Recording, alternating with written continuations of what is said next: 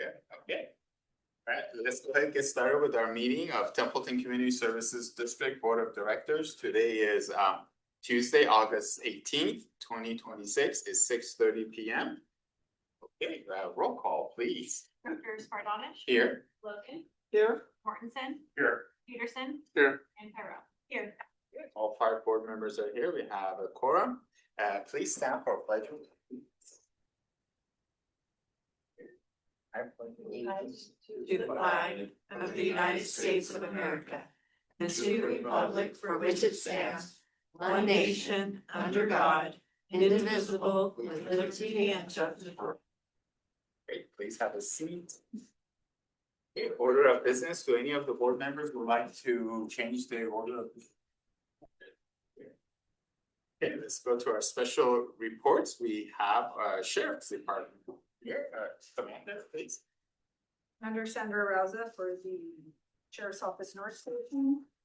To date, for July, we have a total of 350 calls per service, where at this time last year, we were at 383. We've taken 55 reports, where last year at the end of July, we had taken 40. We took 1 assault for assault and battery. We took 2 disturbance reports. There were 28 calls for service, but being that it was the month of July, it was probably a lot of fireworks calls also. That could be the reason for the high number. We took 2 reports for burglary, 3 for theft, 1 for vandalism, 1 scam report, and 3, the original call was suspicious circumstances, but 3 reports ended up being taken. I also saved and I believe it was also posted on social media. If you follow our page, is that how you say that? Do you follow our page? Is it Facebook? Yes. Then yes, you said it right. Okay. But I know we have Instagram also, so I don't know. I don't know that. My deputies correct me all the time. Like, that's not how you say it, or, anyway. But, you can find this information there as well, but our dispatch center took a total of 1,100 calls just on the 4th of July. That's a lot of calls. That's a lot of calls. They also opened up 2 additional lines, so I'm sure that includes those. 285 of those calls were specifically related to fireworks. As a result of enforcement efforts, a total of 21 county firework violation notices were issued. 5 have been submitted to the district attorney's office. 11 locations were identified by drone, and they'll receive a violation by mail. Surprise. And of drone footage, potential violations may be identified. And again, that was posted on our social media, like I reported last month as well. I had a deputy partnered up with one of Chief Peterson's captains also, and I can't recall how many he said they got. I think it was either 3 or 5. Was it, or was it 2? 2. Okay. 2 that we've issued notices to. There may have been others that were received warnings. Okay. Oh, okay, 2 notices. And additionally, the fireworks confiscated in the tubes, because I had another 2-man unit dedicated here, and the issue is that they are unfortunately lighting the fireworks from the launchers or the tubes in the middle of the street. So that makes it hard, right? And especially if they're in a marked unit, they skedaddle, but there's really no home to identify it to, no property to identify it to, because they were lighting them. That I noticed myself, and that was in San Miguel, was like literally in the middle of the intersection, not even like on the street. So there you go. But what we hope is that these fines stick, and then it doesn't just really ruin it for everyone else. So that's the goal, right? Is that no illegal fireworks will be tolerated, and if they receive a notice, that's the hope, is that the fines are adhered to, so that someone else won't take that chance the following year. And your fines were the $1,000 as well, then you $1,000. Yes. Wow. Wow. Okay. All right, anything else? No, unless there's any questions for me. Any questions? And slow down on your way to the meeting. It's Not directed at me. Yeah. Guilty as charged. Have a good night. Thank you. Okay, California High CHP not here, Templeton. See Jennifer. Good evening. So today was the first day of school. Hopefully it went well for any of you that have kids. Did for us. August 13th was our last school board meeting. And we administered the oath of office to our new student trustee, Allison Castiglionis. We previous to that meeting went and had a kind of tour of all the repairs that took place throughout the district over the summer. So if you're driving around town, a lot of it you can see from the road. So there's lots of parking lots that got repaved or slurried. The dirt parking lot at the high school got refinished. There's a section that is now cement, and the rest of it all got really nicely redone, so there's no more potholes. So if you're gonna go to any games, it's gonna work out better for you now.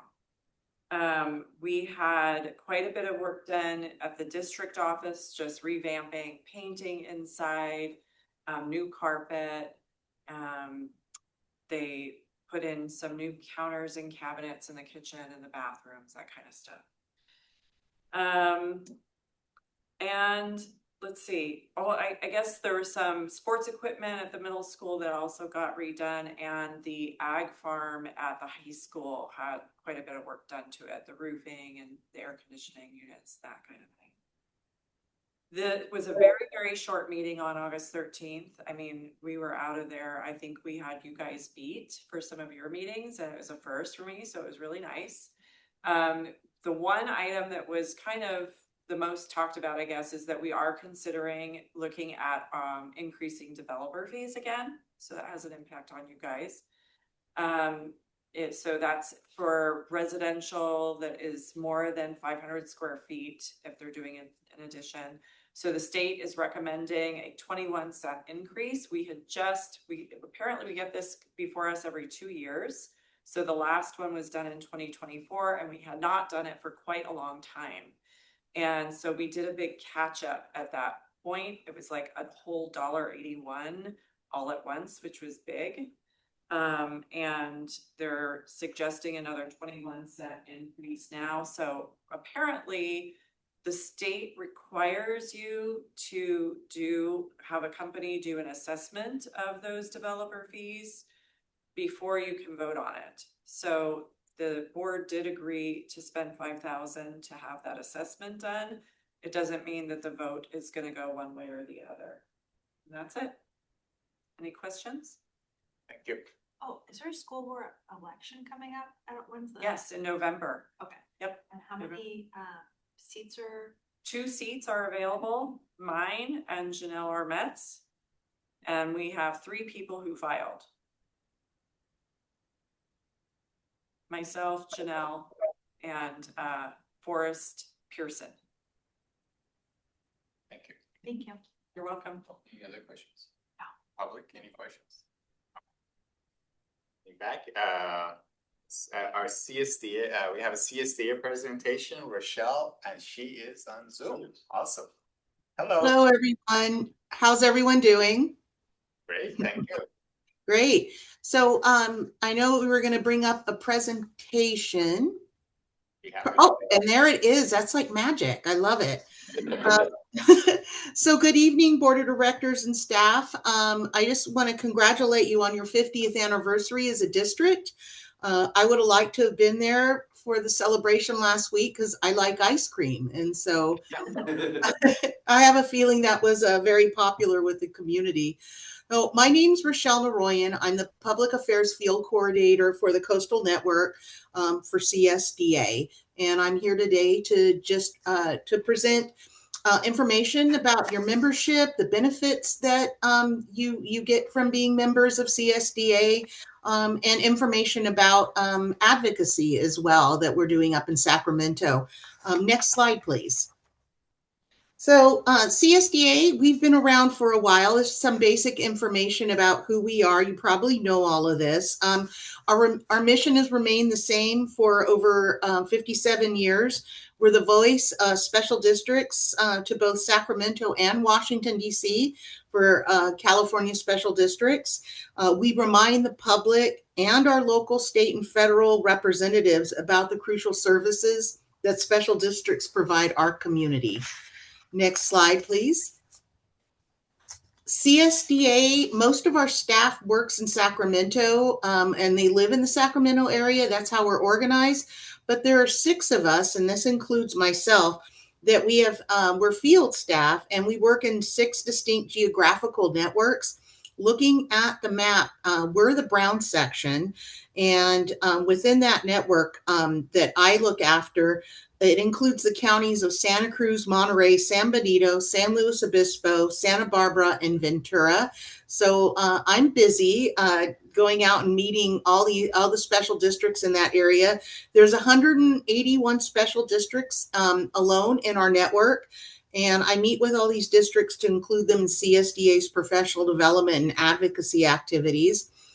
We also have 29 chapters in the state of California, and I believe all of you know what a chapter is. It's usually based on county geography, and it's an opportunity for special districts in that county to get together, meet, exchange information. As you know, San Luis Obispo chapter meets quarterly and provides great networking opportunities. They also host speakers that provide information that's usually very helpful to managing a special district. Next slide, please. So here's a snapshot of our members. We just keep growing in numbers. We've doubled our regular members, I would say, in the past, I think, 7 to 8 years. So we've really grown. Our influence obviously resides in our membership in terms of our power in the state of California. And I want to thank you, Templeton Community Services District, for being members. Without your membership and the membership of your fellow districts, CSDA would not have the ability to provide the services and advocacy that we provide on a daily basis.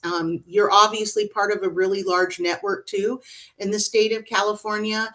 Not every special district belongs to CSDA, but there are over 2,200 districts throughout the state of California. Next slide, please.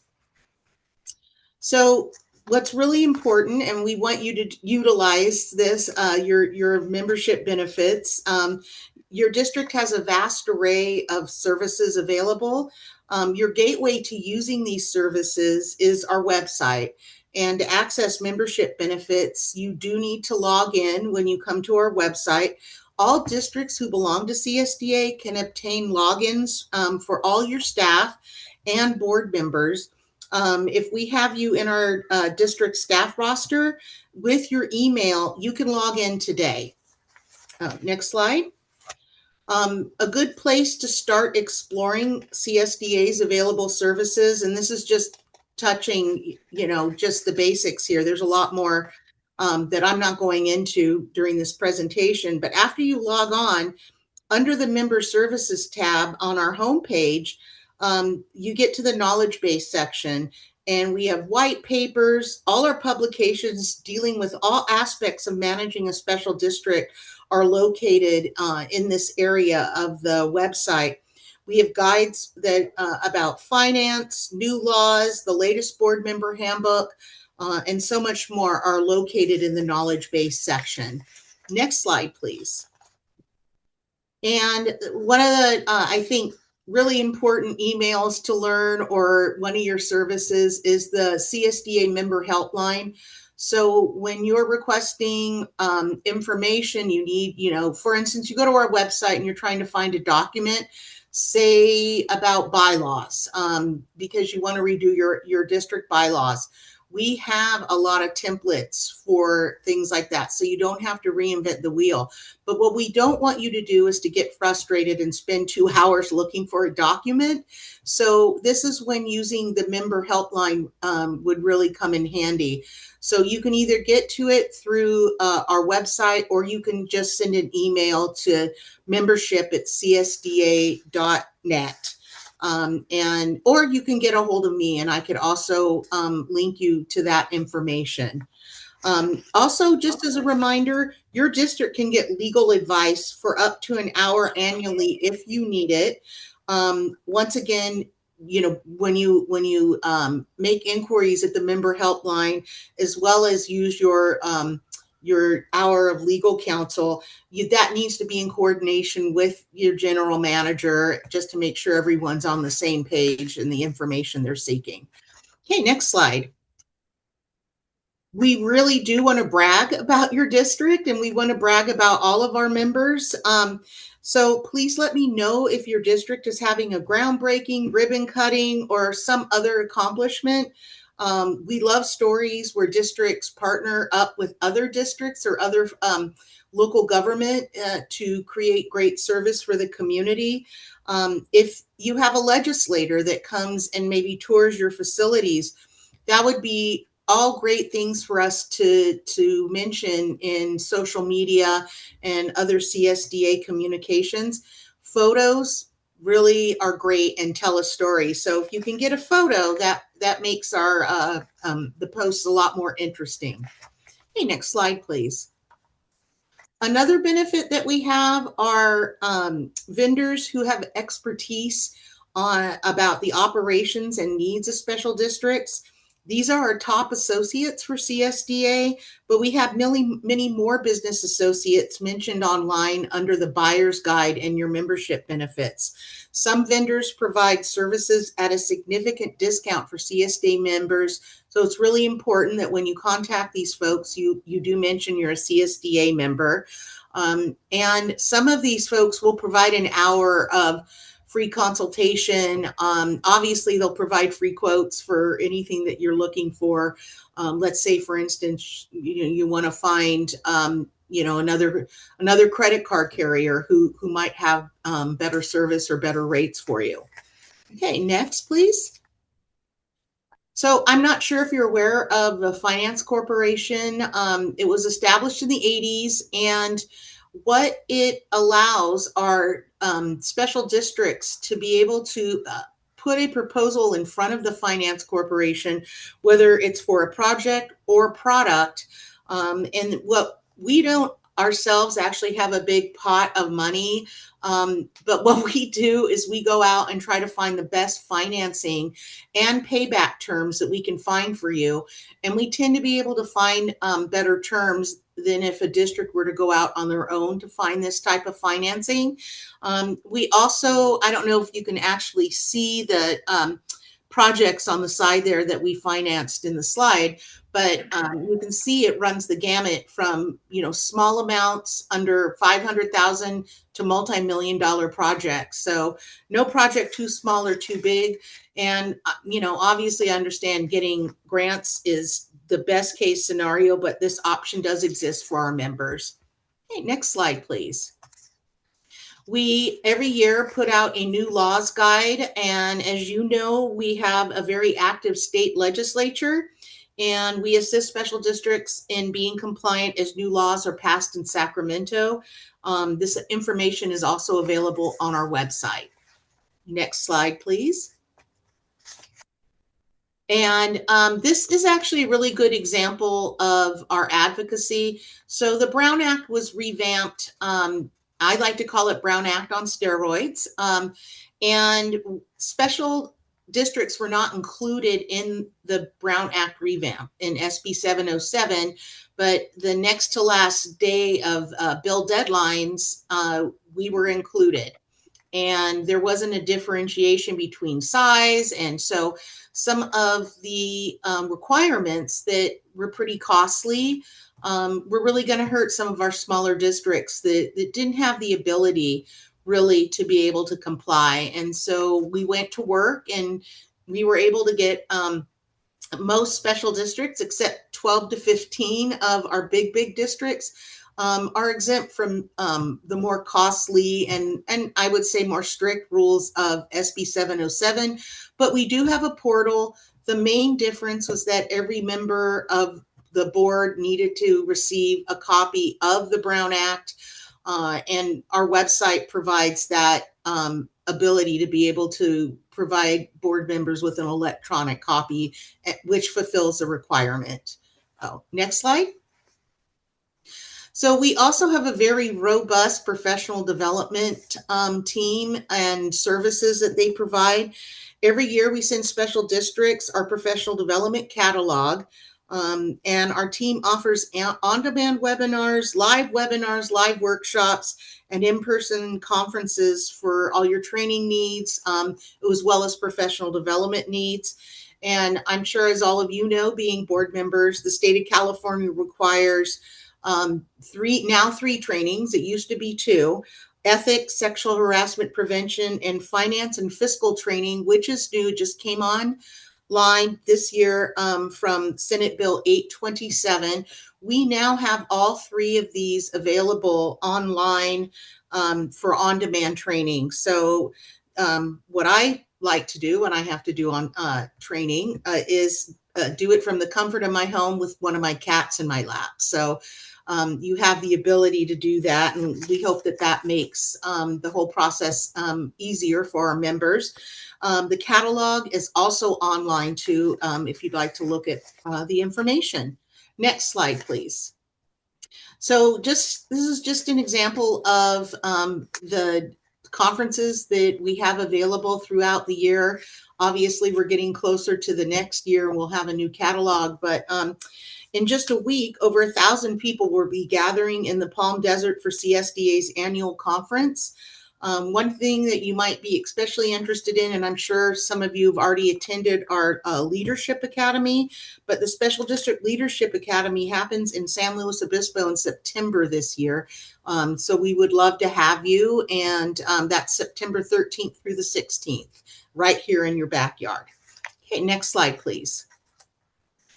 And so this is just an example of the webinars that are available and some of the ones that were the most popular in 2025. This is just to show you what's available, and hopefully this makes training easy for you as well. Next slide, please. So one of the important services that CSDA provides is our advocacy services. So we have operations, we have professional development, and advocacy. Those are the 3 main pillars in regards to the services that we provide. We spend many hours making connections with our legislators, both at the state and federal level, on your behalf. We make connections, like I said, both in Sacramento and in local district offices. Those of us who are field coordinators spend a lot of time meeting with local legislative staff, and probably a lot of the same people that you see who may come to your community events. Next slide, please. So what is CSDA doing when it comes to advocacy? We read every single bill that's introduced by our assembly members and state senators every year.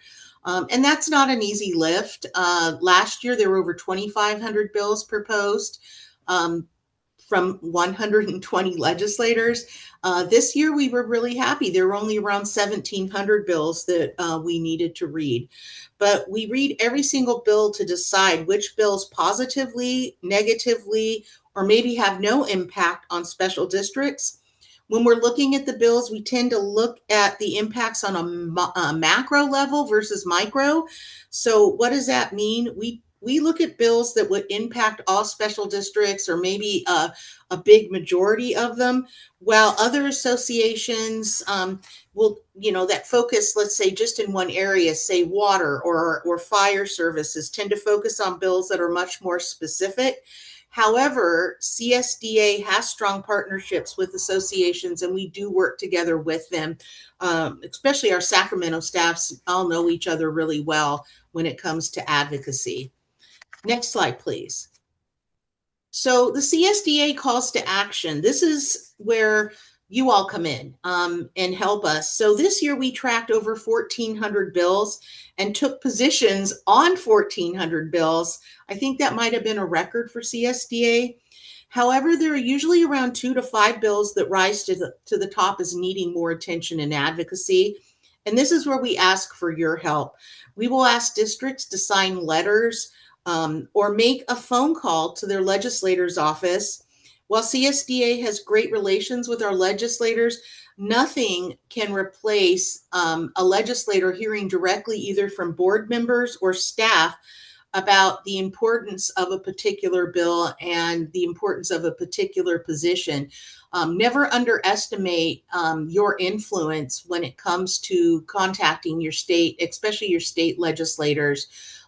They recognize you, obviously, as another form of government in their district, and they do want to hear from you. So there might be a time where I contact Jeff and explain about a really important bill or issue that we feel your local legislators need to hear about. Next slide, please.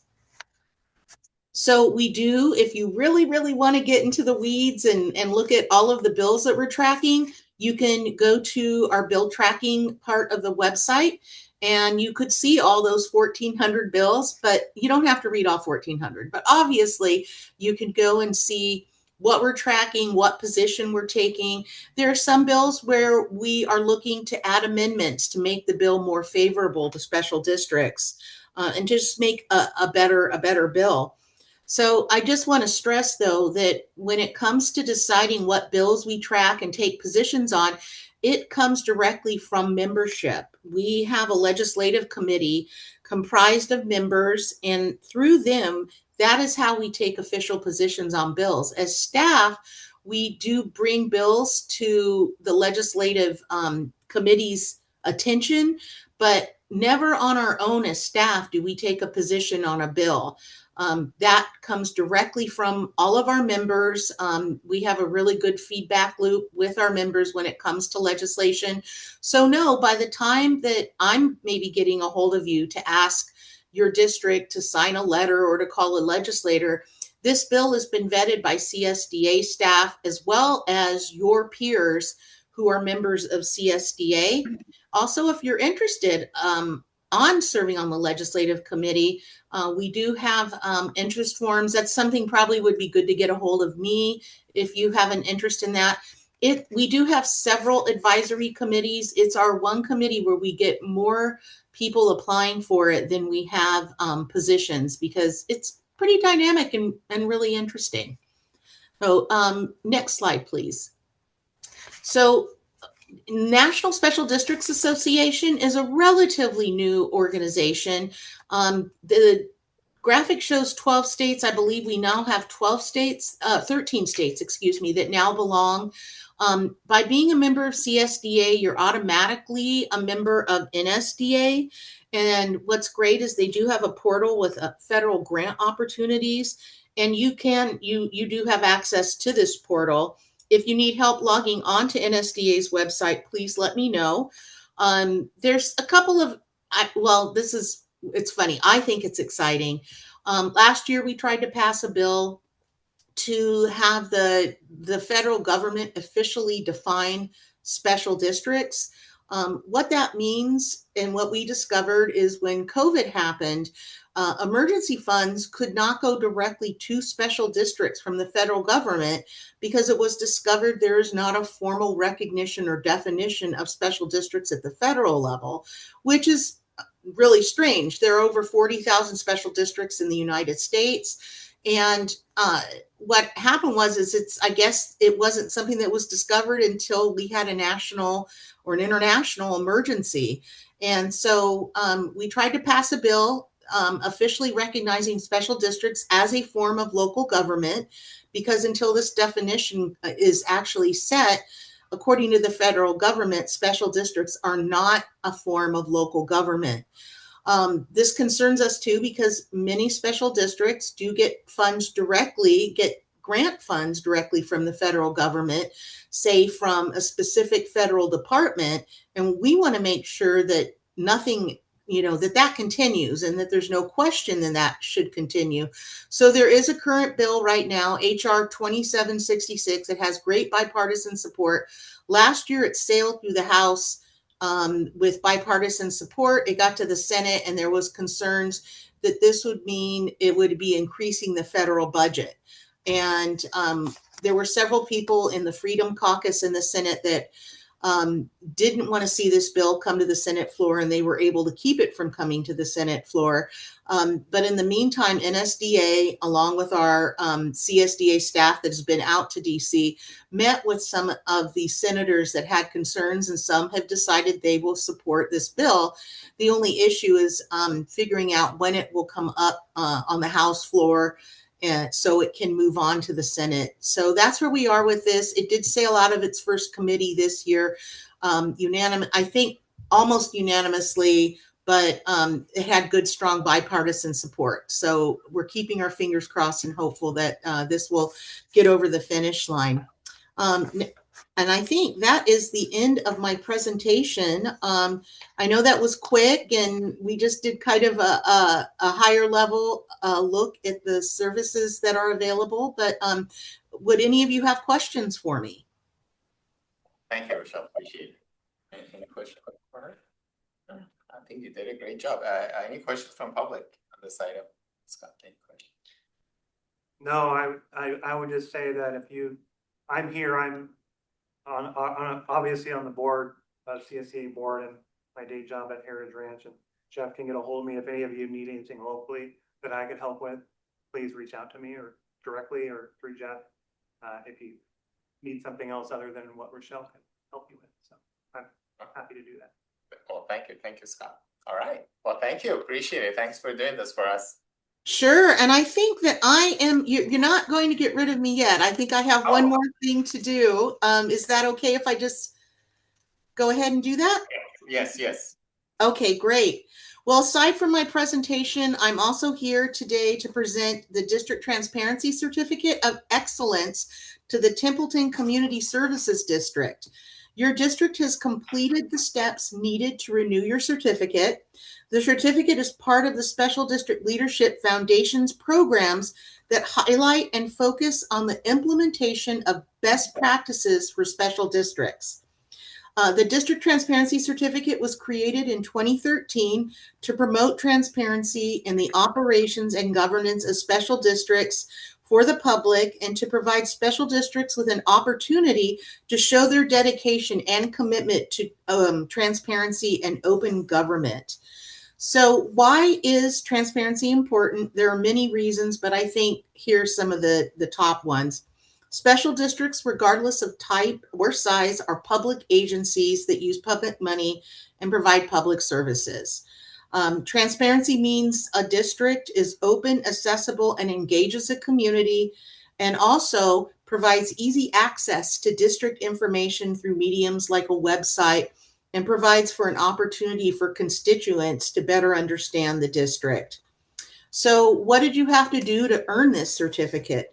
Well, it means the district has completed a comprehensive transparency checklist and includes ethics training certificates for all board members and timely filing of the state controller's special district's financial transactions and compensation report. There's more that you had to do, but those are two big, important goals that you accomplished to get this certificate. Your website also includes the board meeting schedule, the district's mission statement, current audit and budget records, and much, much more. And you've also demonstrated the district commitment to being open and accessible to the public through several outreach activities required to earn this certificate. And I just want to throw in here too, that to earn this certificate, it's really clear that there needs to be cooperation between the board and staff, and that you have to be on the same page. So it's also a great sign to show that staff and the board have a great relationship in getting this certificate. So on behalf of the board and staff of the Special District Leadership Foundation, it's my pleasure to present the District Transparency Certificate of Excellence to the Templeton Community Services District in recognition of your efforts to promote transparency in the operations and governance of your district. Congratulations.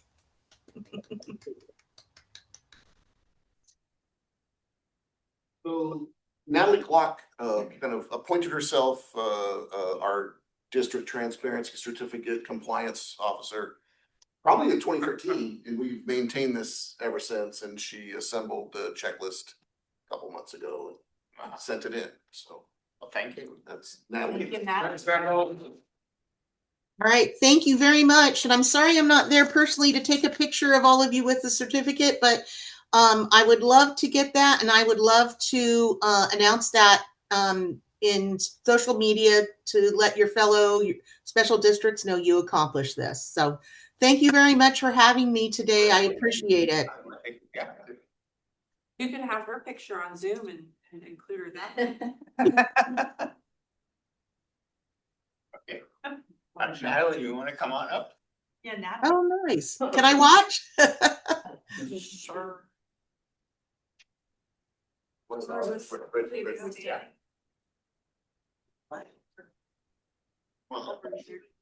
There.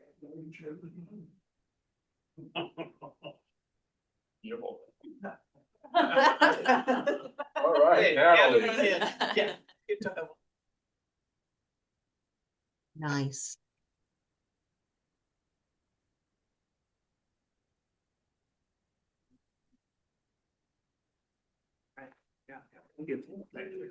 Thank you, everyone. Take care. Thank you so much. Thank you. Awesome, that was great. Okay, public comment, members of public may address the board on any items of interest within the subject matter jurisdiction of the board, but not on the agenda today. In compliance with the Brown Act, the board cannot discuss or act on the items not on the agenda. Any public comments? Okay, please come on up. Hello again. Hey, how are Bill Nowinski, I'm with the Templeton Area Advisory Group. We meet on the third Thursday of every month, which is the day after tomorrow this month. And we're supposed to have 7 delegates on our committee. And currently, we technically have 6. And we're supposed to have, we should have 7 and 2 alternates. So basically, we're down quite a bit of people. So if anyone knows anyone that would like to join, I really appreciate that. But yeah, what's going to happen since our last meeting, our chairman has been convicted of some crimes, and our bylaws. We're looking at changing our bylaws, and I'm not sure if we changed them or if they're still in the process of being changed. But he may be able to stay on, he may not. So if he has to leave the committee, that means there's only going to be 5 members. We need 4 for a quorum, so we're really getting down there. So if anyone knows anyone that would like to join the area advisor, we're basically I don't think there's much requirements other than that you live within the boundaries of the public service district. So thank you. Well, thank you. Thank you for bringing that up. Any other public comment? No. Okay. Consent agenda. We have several items on our consent agenda. We have the minutes from July 21st, 2026. We have the treasurer's report for June 2026. We also have resolution number 16-2026, which is conflict of interest policy update. And lastly, we have the rejection of claim for Cassandra Harrow. Does the board have any questions or comments on any of those that I need to pull the item? No. Public, any questions or comments would you like, or they need to pull the item? No. Okay. All right, so I'll just bring it back to board, and I'll just go ahead and make a motion to approve the consent agenda items 7A, B, C, and D. Do I have a second? Second. Okay. Roll call, please. Directors Fardonich, Aye. Mortensen. Aye. Logan, Aye. Peterson, Aye. and Tyrone. Aye. Okay, motion passes 5-0. All right, business items. First is the Platts River Well project award and temporary construction easement. And that's our engineer. Hi, good evening. I'm Lori Azim, District Engineer. So the item before you tonight is, and actually it's a replacement well of a river well that we would call Platts #2 river well. We're now calling the replacement Platts #5. So this particular award that we're hoping you vote on this evening is for the drilling and construction portion of that well. So we go ahead and we drill the well and we get some information about how much it produces, and then that informs the final design of which would be phase 2 of the above ground portion of the work. We have budgeted $2 million for this work in the financial year 26-27. This portion of the work will be approximately $393,000 total, including the drilling, the construction support services from our hydrogeologist, GSI, $1,000 for the temporary construction easement to the owners of the property, which is Pat's family. They're also called Propano Properties, the LLC that owns the property. And yeah, so in total, this endeavor would cover the phase 1 efforts and some work towards the construction of the next phase, construction management of the next phase as well, with our hydrogeologist. So just to orientate you to where the river well is, it's actually technically outside of our district boundaries in Paso Robles, just outside of Paso Robles city limits, in a property of Calle Propano Court.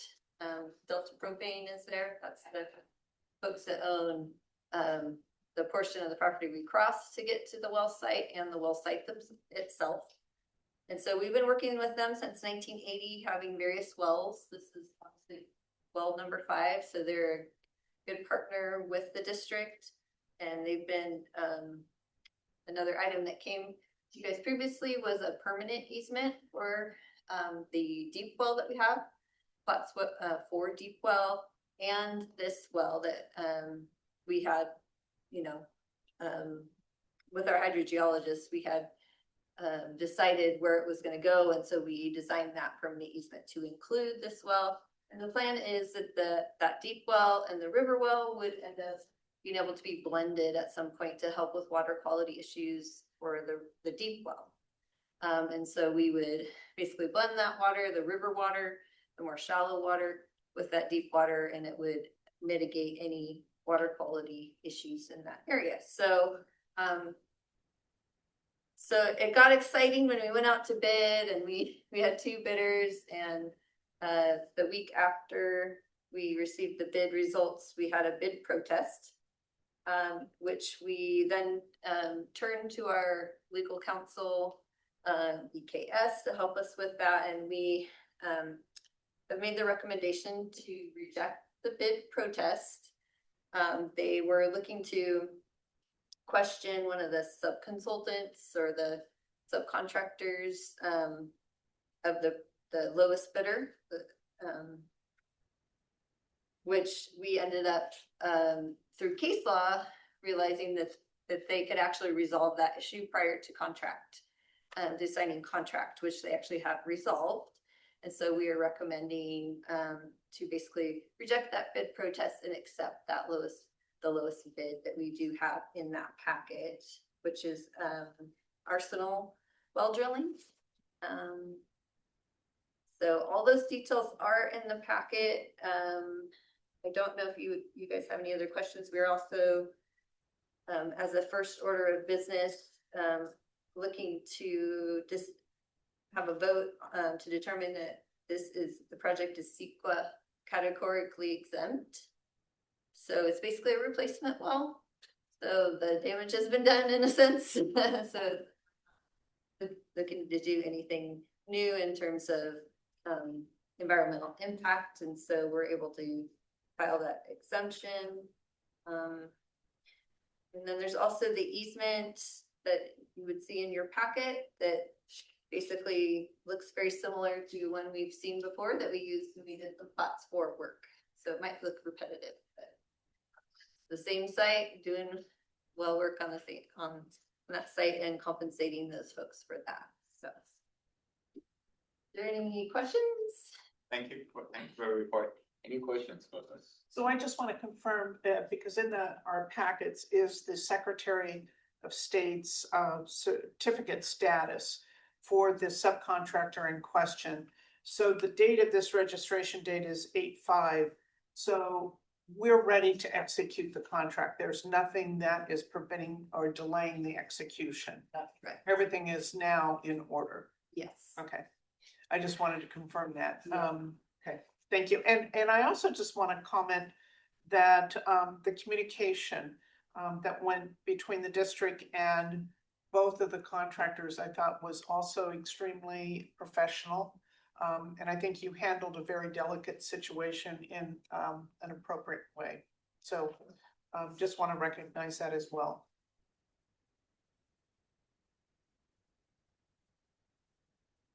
Morgan Biggerstaff of BKS is Okay. now visible on the screen. Oh, okay. I'm sure it didn't mean to alarm you, but he's Good gonna assist evening. us in this matter, and so if you had any questions that rose to the legal level, he's here and could answer them. Hi, did you want to make any comment on this matter? Do you have anything? Oh, thank you.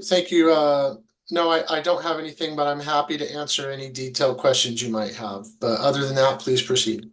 Okay, thank you. Any other questions? No, okay. Any questions from public?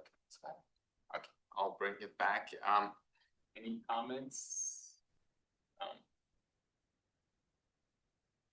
No, I think we should move forward with recommendation by staff to move forward with the lowest bidder based upon legal assessment of the situation. And there's case law to support the decision. They've met the requirement of the subcontractors met the requirement of being certified by the state or Secretary of State to do business in California. So I don't think there's any barriers to moving forward. Have we heard from them, the company that protested the final, anything? No response back. So there hasn't been any inquiries in the last couple of weeks from the second bidder. No, that's not, okay. But they were free to attend tonight's meeting and. They were informed That's of what I tonight's was, meeting. yeah, that's what I was wondering. They're not here, so, okay. Alright, okay. So there are 4 specific recommendations and we recommend you tackle them in order and by motion. Staff recommendation. Alright, okay, then, so if there are no further comments or questions, I'll go ahead, I'll open this entertain motion for all these different ones, so. If anybody wants to start. So I'll start with the first motion that the Board of Directors by motion determine that the project has a CEQA category exemption. Okay, do I have a second? Second.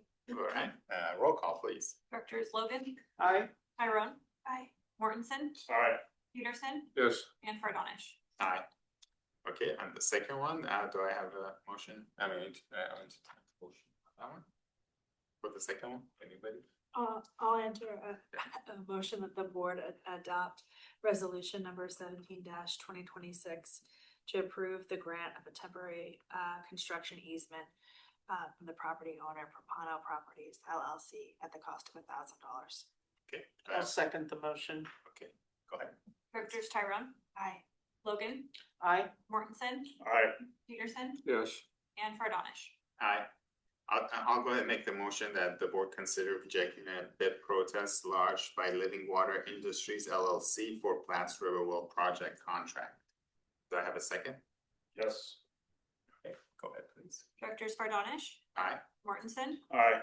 Logan, Aye. Peterson, Yes. and Tyrone. Aye. Okay, and one more motion?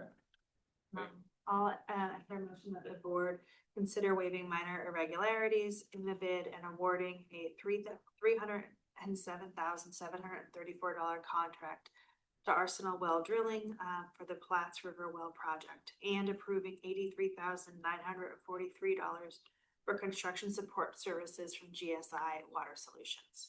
Do I have a second? I'll second. Okay, roll call please. Directors Tyrone, Aye. Logan, Aye. Mortensen, Alright. Peterson, Yes. and Fardonish. Aye. Okay, all four motions passes 5-0. Thank you. Appreciate it. Thank you for, he's gone already. He's still there. He's still. Oh, it's all, thank you. All right, next item is resolution number 18-2026, which is the 2015 Nacimiento Water Project Revenue Refunding Bonds. Yes, good evening. I'll introduce this topic. We do have a few people here who can also aid with any questions that you may have. Melissa Schick from the financing team for Flood Control District, and then Morgan Biggerstaff, who you just saw, also spent time reviewing the documents associated with this transaction. Just by way of explaining this, is like it's a little it can be a little convoluted. We apologize for that. We do not hold the debt directly for the Nacimiento project, but we have through our contractual arrangement, a commitment to repay it. And so when the debt was issued, we were a party or a part of a party to that transaction, and it's been refinanced on a couple of occasions. And the refinance process, the proposed refinancing process for 2026 is nearly identical to what took place in 2015 and 2018. And in this process, we're essentially confirming our commitment to repaying our share of the debt. If the refinance moves forward, assuming the interest rates remain favorable and there's a net present value of savings of at least 3%, then we would achieve a portion of that savings with the remaining years. So that's why we're interested, or why we're participating. It's also kind of a package arrangement. We and the other partners all have to participate in order for this to move forward. There are some kind of technical documents that are part of this package. It's not critical that you're intimately familiar with them, but they're part of the offering. Essentially, the preliminary official statement, the draft version that's in here, tells the potential bond holders about the project and how it's being repaid. So we reviewed that document to ensure it's accurately reflecting Templeton's position and our commitment going forward. You'll also notice there's a document called a continuing disclosure agreement. We already have one of these, and that this document doesn't require us to do anything that we aren't already committed to do as it relates to prior debt issuance. But we're presenting to you draft versions of these documents. This is a dynamic process. Things can change. There will likely be some updates to information within the preliminary official statement before it's finalized. And interest rates can vary. And if you have any questions about how much those can vary and what might happen if interest rates go up, Melissa can handle those questions. Essentially, if the savings were not great enough, this effort would pause or stop because the county has an adopted policy that says unless there's a certain level of savings, they won't move forward. And that's because it's pretty costly to go through this process. The issuance of debt is not inexpensive, and so you have to justify those costs by a substantial refinance savings. It's much like if you were considering refinancing your home. Unless there's a substantial enough savings, it probably doesn't offset the cost of issuance. And so the county has a policy that would dictate this going forward. Anyhow, I'm happy to try to answer any questions that you might have, or point you in the direction of either Melissa or Morgan if there are questions that they would be in a better position to answer. We want to make sure you're fully informed. After this discussion is concluded, we would ask that you would approve the resolution, and there's 4 specific items that are recommended for your approval, but essentially that we would continue to approve the documents in their draft form. Resolution would be in its final form, and then direct staff to continue to work with the financing team to get this process finalized. And I believe it's sometime in about 6 weeks it's anticipated that the actual refinance would take place. And at that point, we would know what the interest rates would be, if they'd be set, and we would know what our debt service schedule is going forward. Okay. All right, thank you. Any questions? Is there any since Yeah, we've got Melissa to join the call, is there anything you'd like to add that would be helpful? No, I was gonna say you did such an excellent job presenting the item, providing the context, and then also highlighting, the considerations. But yeah, working with the county and the flood control district, we're actively monitoring the market, the interest rate market. And as you all have probably been seeing the headlines, the interest rates are going up and down on a day-to-day basis and a week-to-week basis. But savings are still above the 3% threshold. It's our hope and expectation, that upon entering the market, we will meet and exceed that 3% savings level, of which a portion will be to the benefit of your organization. So when you go out to bond, so does this whole cycle then starts over again? So the time, is it a 30-year bond or how does that work?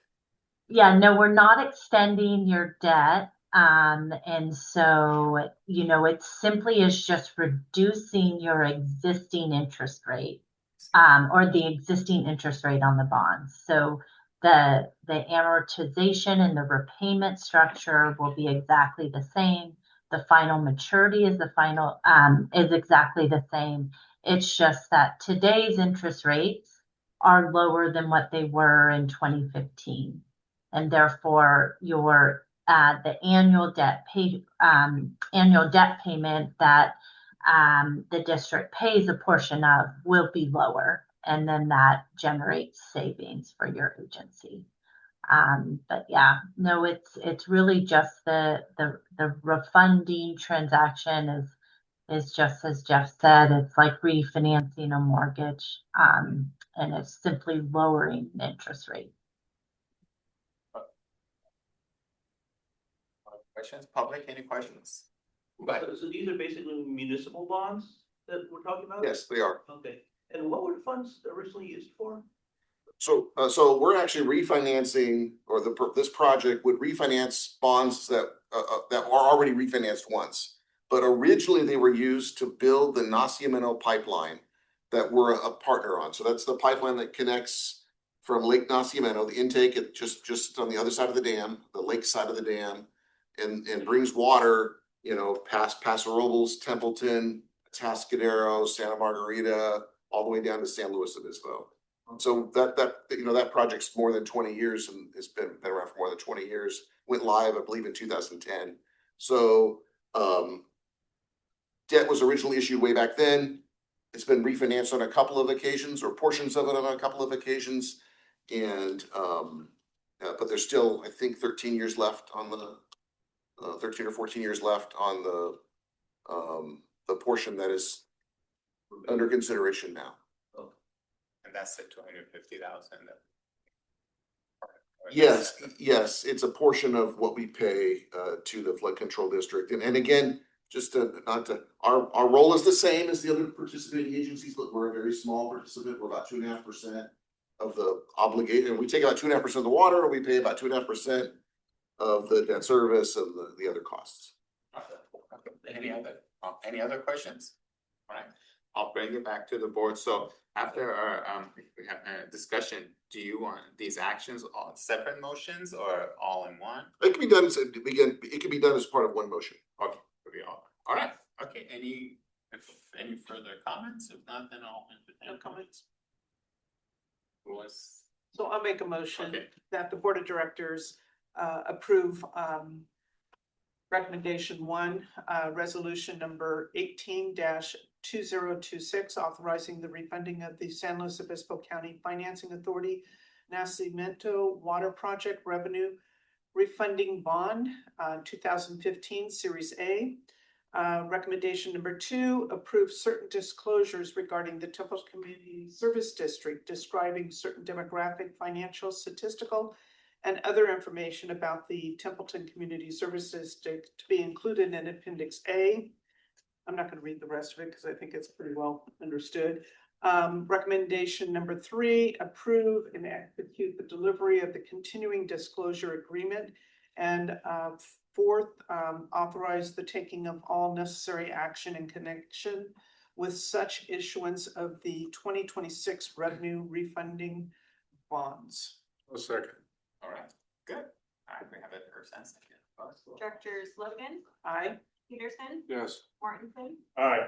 Tyrone, and Fardonish. Aye, okay. Thank you, and we'll keep you posted on this process. We certainly hope it is able to move forward, and it's actually quite a bit of work that's gone into it on the part of, our staff, myself, but Natalie Block, Justin Black, Gloria Zine participating in, providing information that feeds these documents, and of course, Morgan's involvement. So, again, this is done kind of at risk, right? The financing team does this work at risk. If this transaction that's not able to move forward, those folks don't get paid.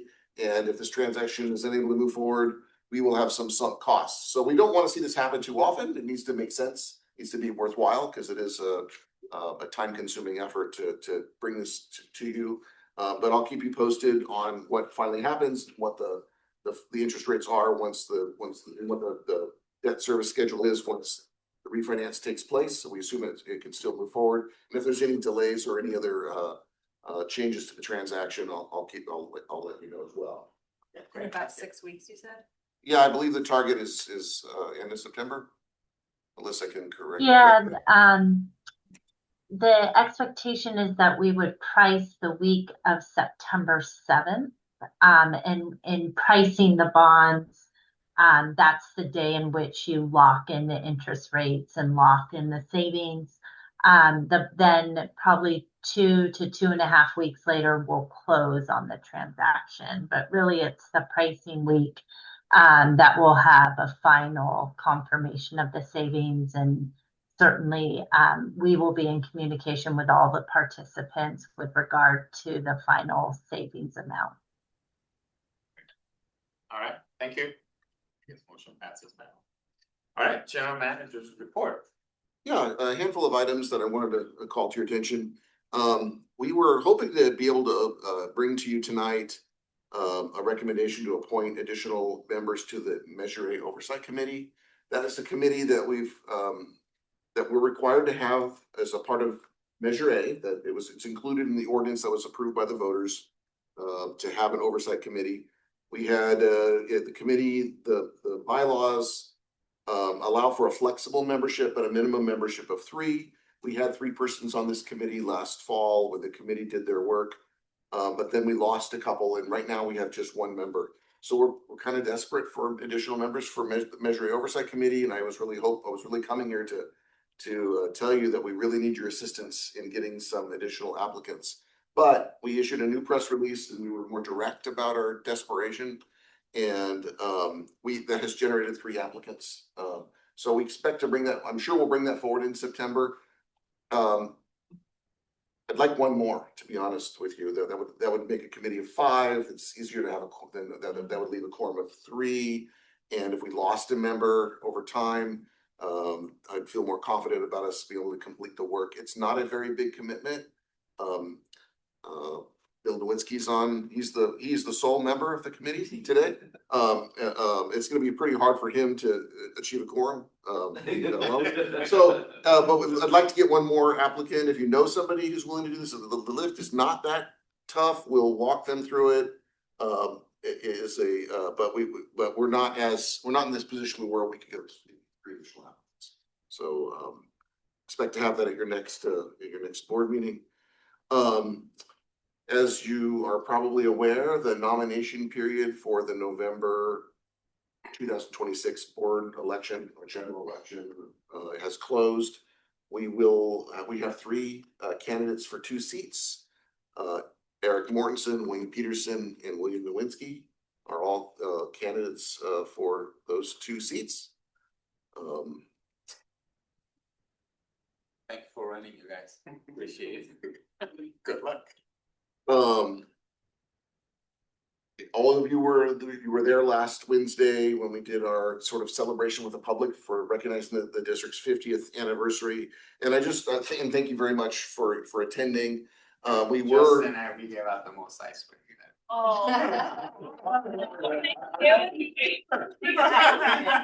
I'm not sure that's been scientifically measured. As a matter of fact, I personally witnessed a grotesque amount of ice cream go into some small people. At the end of the night. Thankfully, I was not a parent of one of those kids. Anyhow, so but you didn't, we received, we invited, representatives from elected offices to come and help us recognize that. And I know you witnessed them there, and I just want to remind you or anyone else who was there, we received, from Congressman Panetta, a flag that flew over the Capitol, in honor of the country's 250th anniversary. And so, we'll that's on display here. And then a couple of other items, and because these weren't read to you, I thought I would just read them and just, so you have them. John Pashon presented the county's, resolution. This was actually approved by the County Board of Supervisors a few weeks earlier. And, we had arranged for Supervisor Pashon to present it to you at the meeting, but because it wasn't read, and because I have you captive, whereas the Templeton Community Services District was established by approval of the voters on November 2nd, 1976, to provide essential public services to the residents of the Templeton community. And whereas for 50 years, the Templeton Community Services District has faithfully served the community by providing water, sewer, fire protection, parks and recreation, and refuse collection, street lighting, and storm and drainage services. And whereas the district has remained committed to protecting public health and safety, enhancing the quality of life for residents, supporting economic vitality, and meeting the evolving needs of the Templeton community. And whereas the leadership and dedication of the board of directors, employees, volunteers, community partners, and residents, the Templeton Community Services District has contributed significantly to the growth, development, and well-being of the community over the past 5 decades. And whereas the year 2026 marks the 50th anniversary of the Templeton Community Services District, representing a significant milestone in its history and an opportunity to celebrate its many accomplishments and contributions to the residents. And the Templeton Community Services District will commemorate this milestone during a special 50th anniversary celebration held in conjunction with its Concerts in the Park event on August 12th, 2026 at Templeton Park. Now therefore be resolved that the Board of Supervisors of the County of San Luis Obispo, State of California, does hereby recognize the Templeton Community Services District on the occasion of its 50th anniversary and expresses its appreciation for 50 years of dedicated public service to the Templeton community, and signed by the Board of Supervisors. Yeah, so we'll get this in a location that's publicly present, and actually Carrie Dodson drafted that language, I believe, that the county used. Might or might not have had AI assistance. You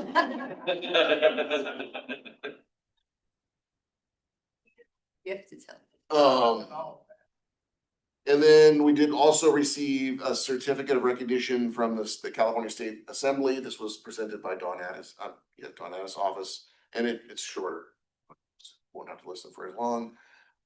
Presented to Templeton Community Services District in celebration of your 50th anniversary, in recognition of 50 years of dedicated service to the Templeton community through your commitment to protecting public health and safety, enhancing quality of life, providing essential public services. Congratulations on this remarkable milestone, and thank you for your lasting contributions to the residents of Templeton. Dawn Addis. Thank you. Yeah, anyway, those great. So we have those displayed. Those are the items that I had listed to call to your attention tonight. Thank you. Well, Carrie, also thank you so much for all your hard work for setting up that, getting the ice, getting your thing all set up. Appreciate it. All right. Thank you. Any questions for the general manager? Public? Good. All right. Committee reports, we have one, Cemento Commission meeting for on July 9th. Any questions on that? Public? Thanks for coming, Scott. Okay. All right, nothing on that, no public comments on that, okay. Activity update reports, we have engineering. Any questions on that? I have a quick question on for engineering. I don't know if you could discuss that but with the county, the easement that they're looking for the pipeline from Nacimiento. Can you discuss where it's gonna be or who's the? It might be good to have a map, but there's only Yeah. one private property owner Yes. that they're But are we negotiating like with. towards the northern part of it or? Yes, it crosses the current design would take it across the property that's owned by Nino, Oh, from Vaquero to the district's property. oh, really? So no. Railroad Road. Can't leave it. No. Oh, so it's gonna, oh, wow, So okay. they That's chose an alignment that was north of the Finley property that was the original. So we're bypassing all the sand. Well, thing. Yeah, and this is, the easement has not been acquired. Yeah, So. but that's that- where that's they're the current- thinking. Okay, all right. Okay, great. And also great report, thank you. So no questions on engineering, finance? Any questions on finance, public questions on finance? Fire and emergency services, any questions? So I just have a question with our change in staffing at the fire station. I noticed that out of district, we had a total of 13 calls. Has the staffing impacted our ability to respond to out of? So I believe yes and no. So for our mutual and auto aid calls and all of the ones that are in there, I believe were Yeah. just to our neighboring agencies. So these are primarily gonna be calls like to Atascadero, Paso Robles, or the county, where we have mutual or auto aid agreements, where we can, those are cases like where we can arrive at the scene faster. Or in certain fires, there's an automatic call of additional resources and we would respond. But out of county. have Okay, we- It was so out of county. So, No, but he says out of district, which I I think- interpreted as being out of county, but I think it's the total of what he's got listed here. yeah, that's for all What it those. says is out of county because there's been a significant number of fires throughout the state of We California. did participate in one last week and a half ago. For Okay. about, I think it was about 6 days, five days. Have we had more requests? Yes, oh, yes, Okay. yes, but don't, even under ideal circumstances, we could not go to every Yeah, request. But we were able to, if the stars all align and we can ensure that we have adequate coverage on the engine that leaves, plus enough resources here to cover for up to 21 days, then we can send resources out. But as we have a smaller pool to draw from, those opportunities might be less frequent. So did we put anything into our budget accounting for what we anticipated to be out of county? No, We put it Okay, as zero. okay. yeah, we have no, our adopted budget includes no out-of-county reimbursement revenue from Cal OES or overtime expenses that are associated. And so because we had this assignment here just a week and a half ago, we will have both. Okay, And so once those figures are known, we'll come back to you with a budget amendment that reflects both the revenue side and the additional expenses. okay. And then our engine, we're expecting that when? The end of October Yes. this year. No, this This year. year. This year. October, yeah, I said next year. And will there be any kind of special celebration? Yes, yes. Okay, so what we anticipating, are we calling out KSBY? I think it's good to. We're gonna coordinate that with Congressman Panetta's office. Okay, all right, good. There'll be another event, probably not that different from what was done when the public announcement was made. Okay. And so we'll coordinate that with their office. Okay, thank you. Any comments from public? Required. Okay, and you, Parks and Recreation and Solid Waste, any questions on that?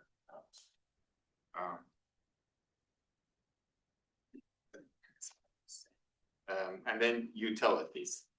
Great report, I like all the narrative, appreciate that. There are some items that I'd like Justin to elaborate on, just some changes that have happened since that report was published, that we want to call your attention. Okay, so there's just no questions there? Okay, all right, go ahead. Okay, Justin. brief update. As you know, it's been warm, more of a stereotypical kind of warmer summer, very different than last year in that moderate weather we experienced. With that, our staff are facing some challenges and working through those, getting facilities back online and operating to meet the community's needs, day-to-day, ongoing. Things are very dynamic, and even since I drafted this, we had Platt's deep well that we recently had rehab. We had it go down on Sunday. That caused us to put in motion, looking and working through our contingency planning to start up standby wells and contact the Division of Drinking Water, letting them know that as we're required to notify them when we're starting up a standby well, that we do have Davis well operating right now at 175 gallons a minute. We have Saunders, which is also a standby well, in the ready. If we need to use it, we have it in the ready. It can produce somewhere around 250 gallons a minute.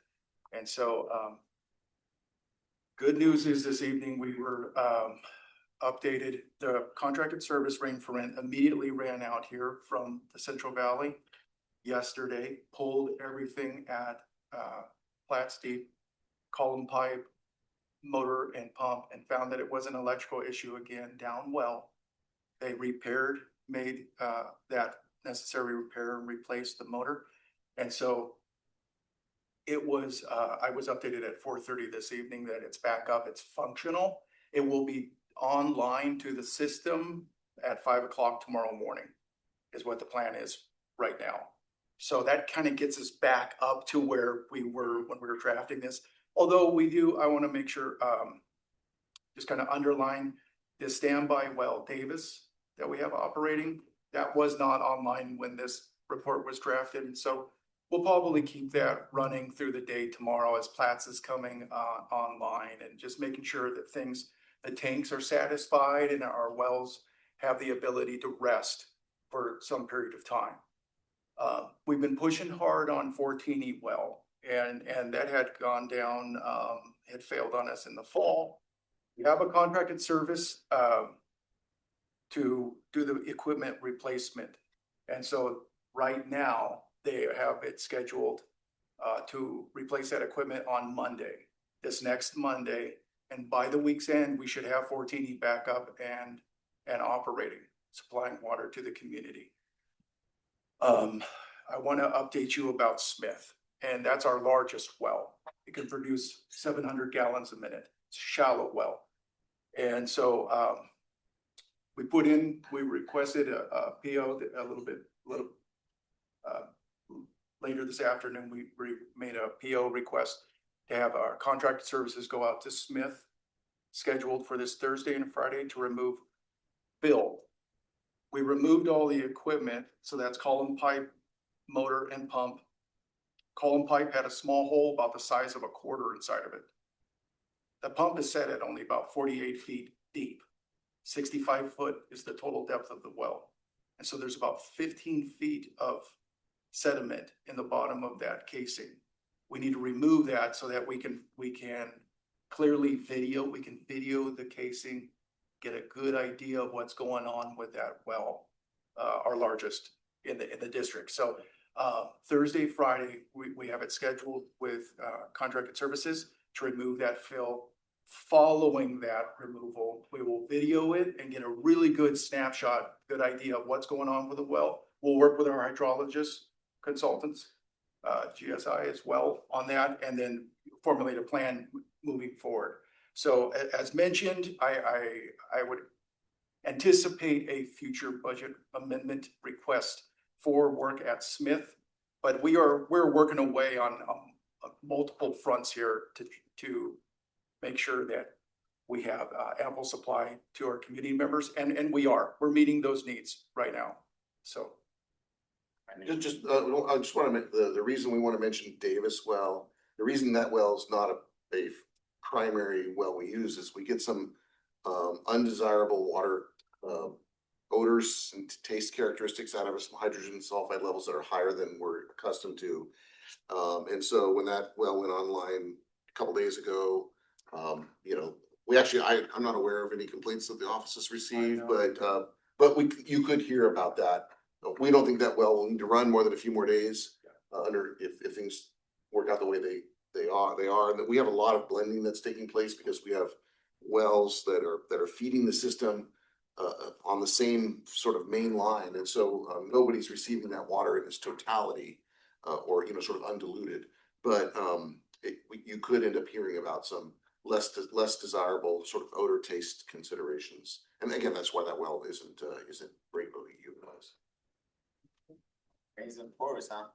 Just stuff going on. Well, thank you for the update. Any questions? Alright, and then public, any questions? That's it.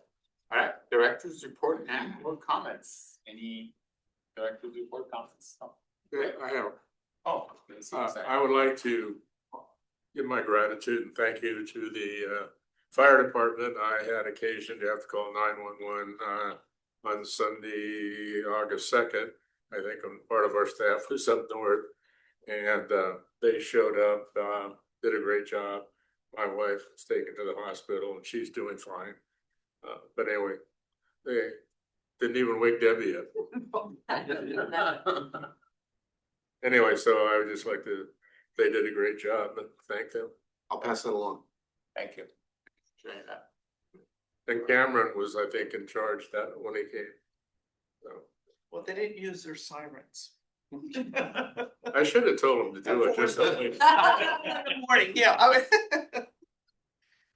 Okay, all right, okay, so we're gonna go ahead to closed session. Any public comment on the closed session?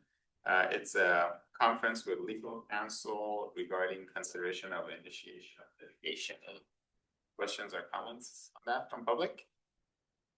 No, all right, okay then, so we're gonna go ahead and adjourn to closed session. Thank you everyone for coming.